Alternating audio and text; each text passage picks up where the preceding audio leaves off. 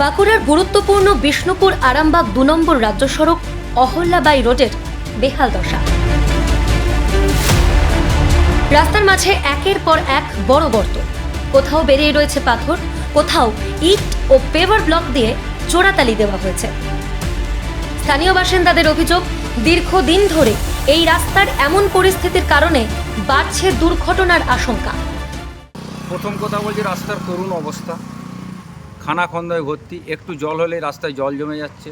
তাহলে রাস্তাতে আমরা যে নিত্য যাতায়াত করছি, আমরা তো এই সমস্যার সম্মুখীন হচ্ছি। একটা গর্ত পেরিয়ে আরেকটা গর্তে যখন যাচ্ছি, তখন আমাদের মোটর বাইকে আমরা কাছাড় খেয়ে যাচ্ছি। আর এই রাস্তা প্রচণ্ড বিজি রোড। এই রাস্তাকে আমরা চাইবো যাতে তাড়াতাড়ি ডেভেলপমেন্ট করা যায়। প্রথমত বলি, এই রাস্তাটি কলকাতা পুরুলিয়ার একদম সবদিকে কাছের রাস্তা, এবং এটার একটা ভূমিকা বলতে এদিকে খুব টুরিস্ট স্পট অনেকগুলো আছে। আপনারা জানেন এই রাস্তার গুরুত্ব অনেকটাই। 15 বছরের একই দেখছি, একই পরিস্থিতি।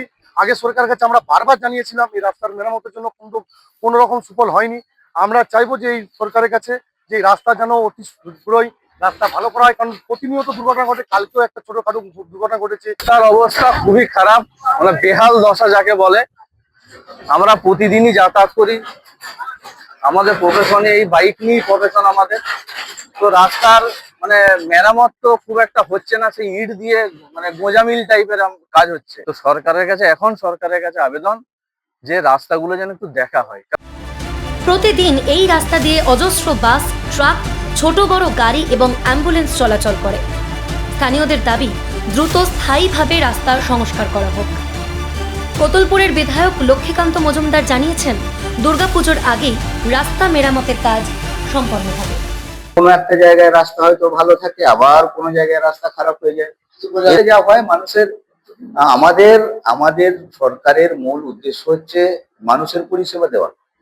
সুতরাং সেই সদিচ্ছাটা আমরা চেষ্টা করছি, আমরা আমাদের আন্তরিকতার সহিত আমরা চেষ্টা করব যে যতটা মানুষকে বেশি সংখ্যক পরিষেবা দেওয়া যায়। পুজোর আগে পর্যন্ত সারা রাজ্যের অন্তত যেখানে যেখানে গর্ত আছে, ওই স্টেট হাইওয়ে হোক, যে রাস্তাগুলো আছে সেগুলো সবই মেরামত হবে, সেরকমই ইনস্ট্রাকশন নির্দেশ আছে। আর বড় কোনো দুর্ঘটনা ঘটার আগেই কি হাল ফিরবে বেহাল অহল্যাবাই রোডের?